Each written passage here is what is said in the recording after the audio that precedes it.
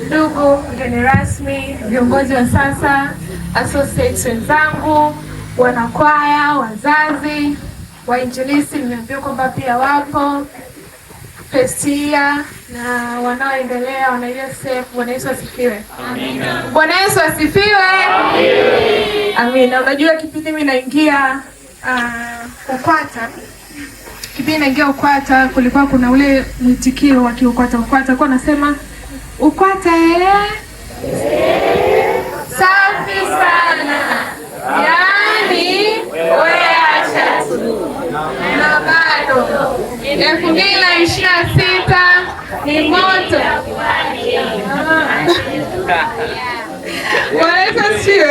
Sasa nilikuwa nafikiri kwamba labda kuna utofauti wa sisi ambao tumesoma huko zamani sana na wakati huu, kumbe bado mwitikio ule ule unaendelea. Amen. Kumbe siko nyuma sana. Bwana Yesu asifiwe. Basi kwa muda huu mchache nitasema machache kidogo, kwa hiyo naomba tusikilizane sana. Mimi nilianza chuo mwaka 2020. Nilianza diploma, nikaendelea na degree na sasa hivi pia naendelea na CPA. Bwana Yesu asifiwe sana. Sasa kipindi na tarajia kuanza degree, nilikutana na jirani yangu mmoja. Akaniambia, "Hivi unajua Glory, chuoni watu wanaribikiwa sana. Yaani wadada hawatoboi kabisa. Kwa hiyo uwe makini." Sasa ile sauti na ile kauli jinsi ambavyo alikuwa ananiambia ilisikitisha sana. Kwa nikawa kwenye maombi namwambia Mungu, kwa hiyo Mungu, inamaanisha kwamba mimi ndo mwisho wangu, yaani kukaa kote huku, kwa hiyo nikiingia tu chuoni ndo basi ndo mwisho wangu, mimi nitaharibikiwa. Kweli nilikuwa sijisikii vizuri kwamba itakuwa hivyo. Kwa hiyo nilimuomba Mungu sana kabla mimi sijaweka mguu wangu chuoni. Nikamwomba Mungu sana kwamba naomba Mungu nisaidie niweze kuvuka salama. Bwana Yesu asifiwe sana. Naamini ya kwamba first year mmesikia sana kauli za namna hiyo kwamba chuo sijui kuko hivi. Hapo mara nyingi tunasikia yale mabaya. Mambo mazuri watu yasikii. Bwana Yesu asifiwe. Kwa hiyo mimi leo niko hapa kuambia mambo 5 ambayo yalinisaidia mimi kuvuka salama mpaka wakati huu pia naendelea na elimu nyingine. Kwa hiyo naamini na wewe ukiyazingatia haya mambo 5 ambayo mimi niliyazingatia, naamini na wewe yatakusaidia. Kwa hiyo niko hapa kukupa habari njema, mbali na zile ambazo umezisikia sana kwa midomo ya watu, wengine umesikia kwa watu mbalimbali na shuhuda mbalimbali. Leo niko hapa kukupa habari njema kama utaamua kufanya hivyo. Amen.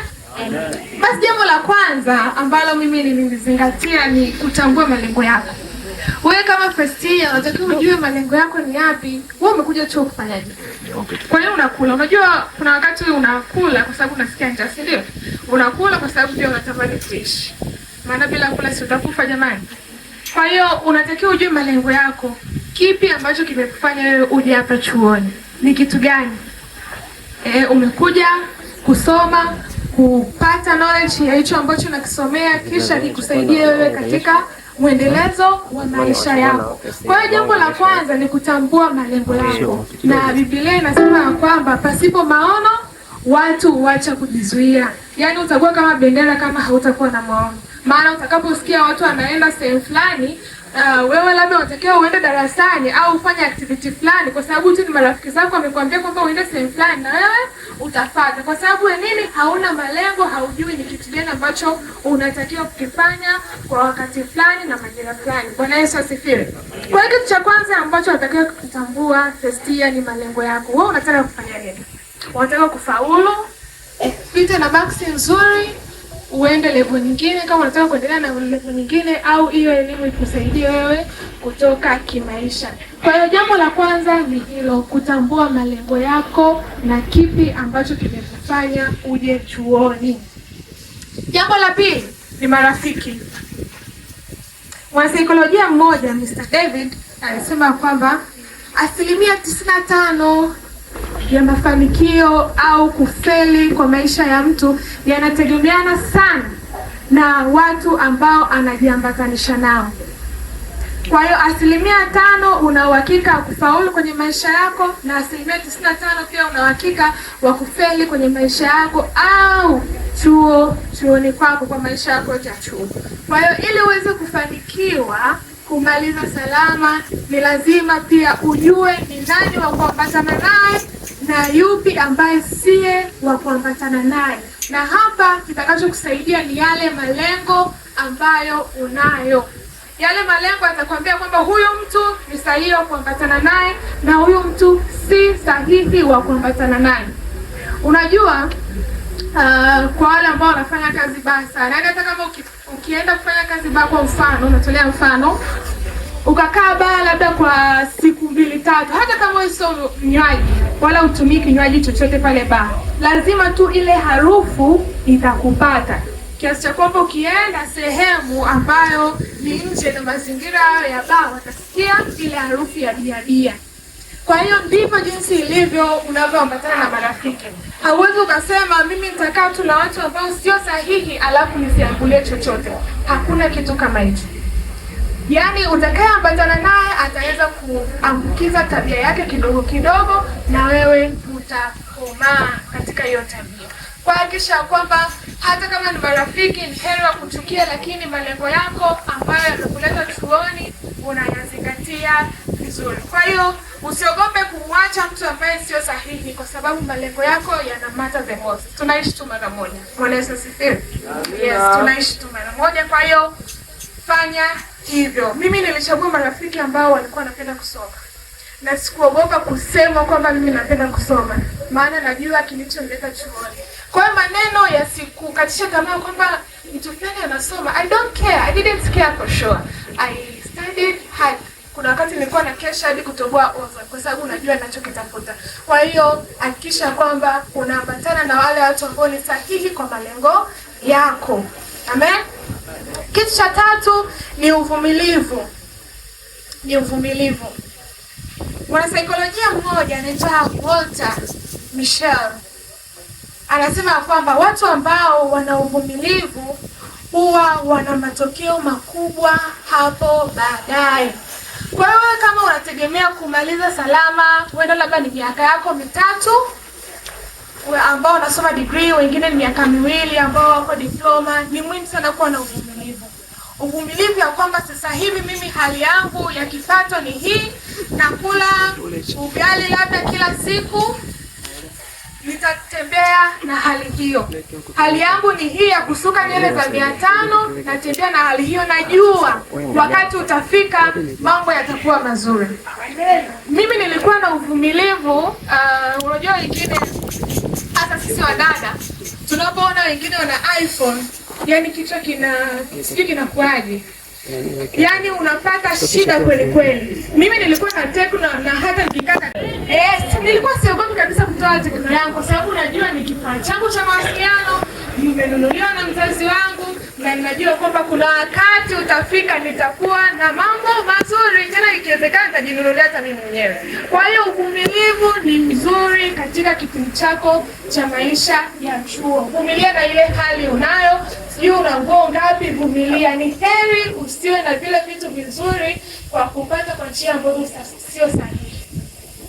Bwana Yesu asifiwe. Yaani heri uwe na vitu hivyo hivyo ambao wazazi wako wamekupa na ikawa ni salama.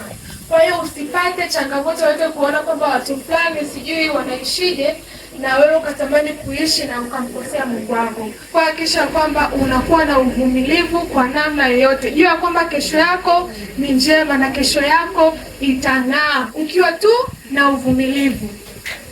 Wanaonifahamu wanajua mimi nilikuwa kuna wakati nasuka nywele za mistari kabisa 5-4, siku nyingine Kilimanjaro, na nilikuwa natembea siogopi, sifungi kitambaa. Bwana Yesu asifiwe.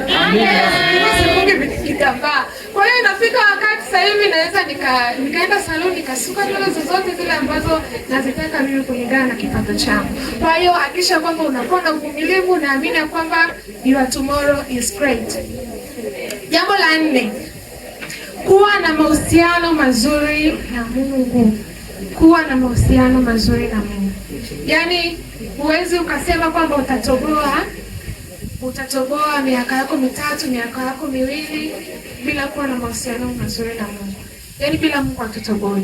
Kwa hakikisha kwamba unamshikilia Mungu vizuri, unaenda ibadani. Sio tu kwenda ibadani kujionyesha, lakini wewe personally mahusiano yako na Mungu yamtukuze Mungu. Unajua, unaweza ukatuonesha sisi ya kwamba wewe ni mtu wa Mungu, lakini Mungu anakujua wewe sio wake. Kwa hiyo ni heri sisi tukakuona kwamba Mungu sio wa kwako, lakini ndani yako wewe na Mungu akujue wewe vizuri kwamba ni wa kwake. Bwana Yesu asifiwe. Kwa hiyo hakikisha kwamba mahusiano yako na Mungu yanakuwa mazuri, unamwabudu, una tabia yako iwe njema, kunena kwako, kuvaa kwako kumtukuze Mungu. Bwana Yesu asifiwe. Kwa hiyo hakikisha kwamba mahusiano yako yanakuwa mazuri. Mimi binafsi tokea nimeingia diploma mpaka degree nilikuwa USCF mwanzo mwisho. Unajua kuna wale watu ambao huwa wanahama si kwa sababu hamna vyombo, si kwa sababu gani.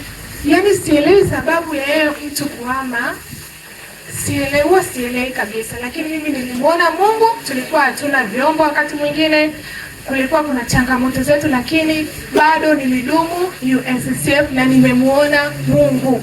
Kuna wakati ilikuwa Jumatatu yake ilikuwa ni kipindi cha mtihani, nakuta kabisa sielewi, nimesoma sielewi. Lakini ile Jumapili ninavyoenda ile Jumapili jioni kuna kuaga na maombi kwa ajili ya wanaofanya mtihani. Nilikuwa nikienda, yani akili inafunguka, nikienda kusoma naelewa na nafaulu vizuri mitihani yangu. Bwana Yesu asifiwe. Kwa hiyo mahusiano yako na Mungu hakikisha kwamba yawe mazuri. Kuna wakati nilikuwa najidanganya nasema kwamba yani kesho na mtihani, sijasoma, afu kuna ibada. Ngoja niache ibada. Unakuta labda ni ibada ya asubuhi hapa KKT, unakuta siji, nasema nitasoma. Unakuta nimekaa, yani ibada katika mara zote ambazo nimefanya hivyo, nilikuwa nikifanya hivyo, unakuta sisomi mpaka ule muda wa ibada unapoisha, ndo unajikuta na kurupuka. Yaani imenitokea hivyo sana. Iwe ni ibada ya jioni nimedoji au ibada ya asubuhi, nilijikuta niko hivyo. Kwa hiyo nikatambua kwamba yani Mungu hafanyii negotiation na kitu chochote. Kwa hiyo wewe kama umeweka mipango yako na Mungu kwamba every time nitakuwa naenda ibada, hakikisha naenda ibada. Jali muda wako, yafanya kwa kiasi na mambo mengine yatakuwa mazuri. Lakini pia kitu kingine ni kwamba sio lazima, unajua kuna watu wanafikiri ni lazima kuwa na mahusiano shuleni, chuoni sana sana. Utaha mtu fulani sijui na mahusiano na mimi na mahusiano. Kwa hiyo hakikisha kwamba uchanganye na mambo kama hayo. Jua malengo yako ni yapi. Yaani hata kama kuna mkaka yote wa kanisani, hata kama ni kiongozi, yani usichanganyikiwe. Yani hata kama uko naye darasa moja ni kanisani, usichanganyikiwe. Yale malengo yako na utambue nini ambacho umekifuata hapa chuoni. Bwana Yesu asifiwe. Malengo yako ni muhimu, na kama ni mahusiano naweza kusubiri, atasubiri, na usidanganye kwamba sijui umri unaenda. Utampata aliyesahihi kwa majira sahihi. Kitu cha tano ni kuchangamana na watu. Unajua kuna wale watu wana maisha yao yako kwenye triangle, pembe tatu: darasani, hostel, canteen. Yani iko hivyo, ruti ziko hivyo. Sasa unatakiwa akili yako pia ipanuke, uwe na mawazo tofauti tofauti. Na akili yako itapanukaje? Uchangamane na watu kwenye maeneo ambayo ni sahihi. Sio kwamba umesikia nimesema kuchangamana na watu basi ndio wewe ukisikia klabu unaenda. Hapa kwenye yale mambo ambayo ni sahihi. Seminars, viongozi wanapoandaa nenda. Umesikia labda leo kwenda kanisa fulani, hivyo unaendelea kuconnect na watu. Usijifungie katika chumba chako mwenyewe. Usiseme kwamba mimi nikitoka chuo ndo nitajua kitu cha kufanya. Unatakiwa ujue kitu cha kufanya ukiwa hapo chuoni. Mimi nimeondoka hapa chuo, nilikuwa ninajua kupamba, nilikuwa napamba, tena nimejifunzia USCF. Kipindi ambacho nilikuwa ni mwenyekiti kulikuwa hamna mpambaji. Mpambaji alikuwa ameondoka, kwa hiyo nilifundisha kidogo. Sasa nikawa sina namna, na nilikuwa napenda upambaji. Kwa hiyo nikawa napamba, nilikomalia pale, ndio ilikuwa chuo changu USCF na pamba. Na mwaka wa 3 nilianza kulipwa kupamba. Sio na USCF, hapana, lakini kuna vikundi vingine viliona kazi yangu na wakaniita. Kwa hiyo nilianza kulipwa kuanzia pale, nikapambwa na nilipa. Kwa hiyo hakikisha kwamba unajifunza hivi vitu vinalipa huku nje jamani. Jifunze mapambo, ujuzi ni kitu muhimu, kinaweza kukutoa huko kwenye maisha baadaye. Kuna vyombo pale, watu wanapiga vyombo. jishughulishe, waambie wakufundishe. Kuna kaka yangu hapa huwa ana edit sana video, huwa anaonaga, anatuma picha, posters, vinalipa sana huko nje. Kwa hakikisha kwamba hujifungii ndani, changamana na watu, jifunze mambo mengi. Bwana Yesu asifiwe. Amina. Basi kwa kusema huko, haya ni mambo yangu matano ambayo Mungu alinisaidia kweli, nilimaliza salama. Namshukuru Mungu, sio kwa kujisifia, lakini kwa kweli sikuwahi kupata sapa. Na nikwambia kwamba yani unaweza ukafaulu ukamaliza chuo bila kupata sapa. Inawezekana. Amen. Inawezekana. Mimi kipindi wakati naingia chuo nilikuwa na hofu, maana nilikuwa sijui basics za accounting, maana sikusomea accounting. Nilikuwa na hofu sana, lakini kwa kuambatana na watu sahihi nikapiga msuli bila kuogopa. Yani bila kujali maneno ya watu. As long as I know future yangu inapotaka kunipeleka, nilikazana. Bwana Yesu asifiwe. Kwa hiyo nilifaulu mimi level yangu yote bila kupata C wala saba. Kwa hiyo it is possible. It is possible. Kuna wakati ndio tulikuwa tunakutana na walimu wakali, yani mambo ya namna hiyo, lakini Mungu ni mwaminifu. Kuna siku kweli nilikuwa na feli, nilikuwa napata 3.20, ilikuwa ni test. 3.20 hapo ni testi moja tu. Mwalimu tena wakati nilikuwa kwanza nilipata 2. Nikaenda kwa mwalimu anisaishie tiki moja, alikuwa amenikosesha ili iwe 3. Sikuogopa, nilienda. Mwalimu akaniambia, "Hivi utatoboa kweli?" Nikaambia tu Mungu atanisaidia. Kwa hiyo nilimuomba Mungu sana, nilikuwa na stress kweli kweli. Yaani sijui ule mtihani ulikuwaje. Haya, basi kwa neema ya Mungu coursework ikakamilika na ule mtihani UE yake niliacha maswali ambayo sikuyaelewa hata ametoka wapi. Mwalimu alitolea maswali ya CPA. Kwa hiyo nikapita. Kwa hiyo inawezekana, na sikupata hata C. Kwa hiyo Mungu ni mwema. Nataka kuambia tu kwamba inawezekana. Kwa majina mimi naitwa Glory Kinyunyu. Nilimaliza mwaka jana elimu yangu ya degree hapo Wasibu, na niliwahi kuwa kiongozi, makamu mwenyekiti, na nikamwachia kijiti kaka Jonas. Bwana Yesu asifiwe sana. Kwa hiyo huwa nafundisha pia elimu mbalimbali za kusaidia vijana kuishi maisha kumpendeza Mungu, lakini pia kufikia malengo yao katika, huwa nafundisha kupitia seminars kama hivi nikialikwa, lakini pia huwa natumia mitandao ya kijamii kama YouTube, natumia Instagram, natumia Facebook, TikTok, pamoja Thread na LinkedIn kwa jina la Glory Kinyunyu. Kwa hiyo ukini search utaniona, na kuna mambo mengi ambayo nimezungumzia ikihusiana na maisha yangu ya chuo. Kwa hiyo kama wewe ni mdada na natamani sana uende ukatazame hiyo video, hakikisha kwamba unanitafuta. Itakufundisha mambo mengi ambayo mimi nipitia chuoni, yanaweza kusaidia pia na wewe. Lakini pia shukrani zangu za dhati ziende kwanza kwa wanakwaya. Nilihudumiwa na wanakwaya wa ICT kuanzia nilipoanza diploma 2020. Kipindi hicho tulikuwa tunafanya mazoezi pale kwao. Kwa hiyo nafurahi hata wakati huu hapa bado wakiwa naendelea na nyie kuwahudumia kwa namna mbalimbali. Nafarijika sana pamoja na praise team ya KKT, tumejumuika nao pale Ngutoto, pale Ngutoto. Nafurahi sana namna ambavyo tunazidi kuendelea kumtumikia Mungu pamoja na wadogo zangu. Lakini pia shukrani zangu za dhati ziende pia kwa mgeni rasmi kwa kuitikia wito. Ni kweli tumekuwa tukialika sana wageni rasmi, lakini huwa hawahudhurii. Kwa hiyo mimi kukuona nafurahi sana baba. Nashukuru. Lakini pia viongozi wangu, nimepata taarifa nyingi kwa maendeleo yenu. Wana USF wanafarijika sana nikisikia kwamba watu wanaenda ibadani, nikisikia watu wanaendelea kumtukuza Mungu. Yaani furaha yangu sana. Yaani natamani muone namna ambavyo huko ndani nafurahia. Kwa hiyo tuzidi kuendelea kumtumikia Mungu. Mungu ni mwaminifu. Mtu asikudanganya kwamba sijui ukifanya mambo fulani ndio utaonekana. Kama jinsi ambavyo mgeni rasmi alivyosema hapa. Usivae nguo za ajabu kuona kwamba unaonekana. Kwanza wanaume wanapenda watu ambao wanajistiri. Bwana Yesu asifiwe. Amina. Basi kwa kusema huko, Mungu awabariki. Tutaendelea kuonana.